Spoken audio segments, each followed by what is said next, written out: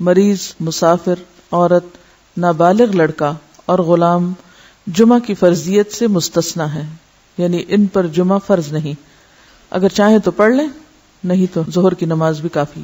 گھر میں نماز پڑھے تو پہلے 4 سنت پڑھے، جی ہاں، اور پھر 4 فرض پڑھیں، پھر 2 سنت، پھر 2 نفل۔ جی، عورتوں کے مخصوص حالات کی وجہ سے ان پر فرض نہیں کیا، لیکن اگر اپنے چوائس سے وہ پڑھیں تو اچھی بات ہے۔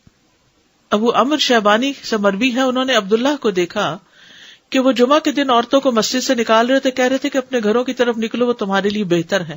یعنی کوئی یہ نہ سمجھے کہ عورت کے لیے جمعہ پڑھنا، یہ جمعے سے محروم ہونا کوئی بہت بڑی محرومی ہے، وہ گھر میں بھی نماز پڑھیں گی تو ان کو وہ اجر مل جائے گا۔ اصل میں عورتوں کو تیار کرنا ہوتا ہے مردوں کو کہ وہ ٹائم پر جمعے کے لیے نکلیں، کہ عورتوں کو گھر اس لیے رہنے کی ضرورت ہے کہ وہ مردوں کو تیار کر سکیں کہ وہ جمعے پہ جائیں وقت پر۔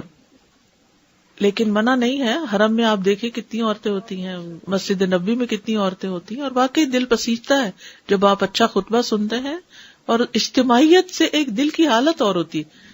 دیکھیے جو لوگ کامیاب ہوتے ہیں زندگی میں، خوش ہوتے ہیں، ان لوگوں کی سوشل لائف بہت اچھی ہوتی ہے، اور ہمارے لیے یہ مسجد، یہ مدرسہ، یہ اجتماعی عبادتیں، یہ اکٹھے ہو کے عبادت کرنا، عیدیں، تراویاں، یہ سب یہ خوشی کا ذریعہ ہے۔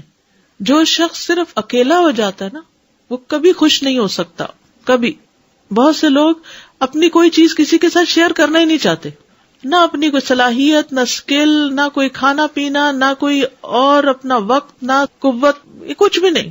وہ خود ہی خود ہر چیز انجوائے کرنا چاہتے ہیں، ان کی ساری انجوائمنٹ ختم ہو جاتی، ڈپریشن کا شکار ہو جاتے ہیں۔ ڈپریشن کا بہترین علاج ہے، کیوں کہا گیا مریض کی عادت کرو، کیوں کہا گیا جنازے پہ جاؤ اور بعد میں گھر والوں کا خیال رکھو، تاکہ وہ سنبھلے رہیں، تنہائی کا شکار نہ ہو، سبق بھی حاصل کریں۔